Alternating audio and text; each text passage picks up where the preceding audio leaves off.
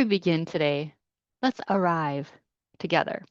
If you're in a safe space where you're not driving, and you can close your eyes if that's allowable, if you're not operating machinery or carrying a small child or driving, if you would place your feet on the floor and let your shoulders soften. Take a breath in through your nose and then exhale slowly through your mouth. You may let your jaw relax and notice that you are supported right now. Nothing else is required of you to just be present in this moment. And take another big inhale and then exhale again. I'm Wendy Bjork, and I'm the founder of heartsofwellness.com and the creator of the Luminous Living Pathway. Everything I share comes from lived experience, self advocacy, and what truly means to partner with your body rather than fighting it or being a warrior or any of those negative aspects. So let's begin. There's something that I wanted to say out loud because we're in a new month, we're in a new year, and many people living with chronic conditions have been quietly carrying the opposite belief for years. Your body is not the reason life feels smaller. Your body has been responding intelligently to what it has been asked to endure.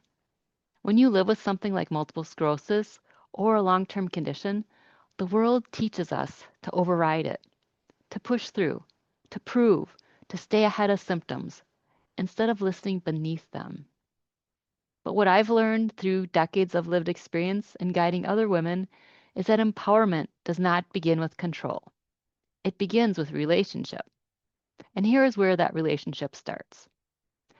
Do safety first for the body so that the nervous system stops living on alert. When your body has experienced unpredictability, flare ups, or being dismissed, it learns to scan, it braces and conserves, it tightens around the unknown. Safety tells the body, you are not behind, you are not failing, you are allowed to exist without defending yourself. This is why empowerment isn't loud, it's steady. When safety is present, the body releases its grip. And when the grip loosens, energy becomes available for living rather than surviving. When we regulate the body, the energy can stop being spent on guarding it. Many women with chronic conditions are not low energy, they're high tension. And the body learns to hold itself together, to anticipate the next demand, to prepare for the next interruption. Regulation allows the body to redistribute energy instead of rationing it. When regulation is present, clarity improves, decision making softens, and the body no longer has to interrupt to be heard.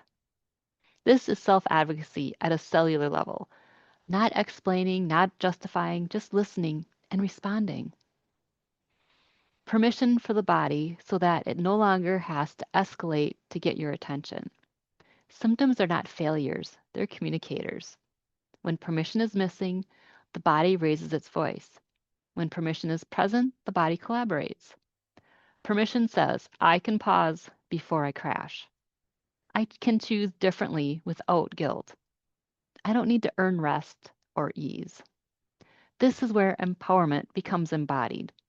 The body stops fighting for space because it has been given some.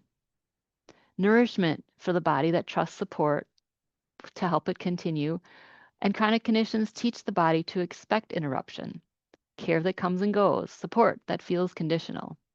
Consistent nourishment, physical, emotional, energetic, all builds trust. When the body trusts continually, it stops hoarding resources. When resources aren't hoarded, then there's room for expansion.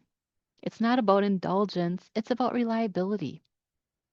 Be present with the body so it doesn't feel abandoned. So many women learned to leave their bodies in order to function, to think their way through days instead of feeling them. Present is not fixing, presence is staying. When you stay with the body instead of managing it, the relationship shifts. The body no longer needs to interrupt with urgency. This is the beginning of living from within instead of around your condition. Pacing for the body so it stops living in scarcity. Rushing teaches the body that there's never enough time, energy, or capacity. Pacing teaches rhythm, one thing at a time. Space between commitments, stopping before depletion. Rhythm restoring trust, trust restoring flow. This is how women stop living in cycles of boom and bust and begin living lives and building lives that are sustainable. Being in trust with the body so that it can lead instead of resisting. Trust does not mean ignoring symptoms, it means interpreting them with respect. Instead of asking what is wrong, ask what is being requested. This is advocacy that begins inside and extends outward. When you trust your body, your voice strengthens naturally. Be in relationship with the body so that receiving becomes safe. Receiving is not a mindset problem, it's a body experience. A tense body cannot receive. A guarded body resists. A supported body allows. This is the arc of luminous living, from survival to stability, from control to collaboration, from managing symptoms to living in partnership with your body. Your body is not blocking your life, it is guiding the order in which things return. And when you honor the body first, everything reorganizes around that wisdom. This is how empowerment becomes real, not forced, not performance based, but lived. Just remember to pause and to breathe. You are not late to your life. You are learning how to inhabit it. Your body is not in the way of your life. It's quietly showing you how to move forward with more ease. For over 3 decades, I've been living and learning inside a body shaped by this, multiple sclerosis, and guiding women to move from managing symptoms to building lives that feel steady, sustainable, and their own. Each time you choose safety, pacing, and trust, you strengthen your voice and your sense of agency. Not by force, by relationship. This is what empowered living actually looks like when you honor your body first. And if this resonated today, stay close because this conversation is just beginning.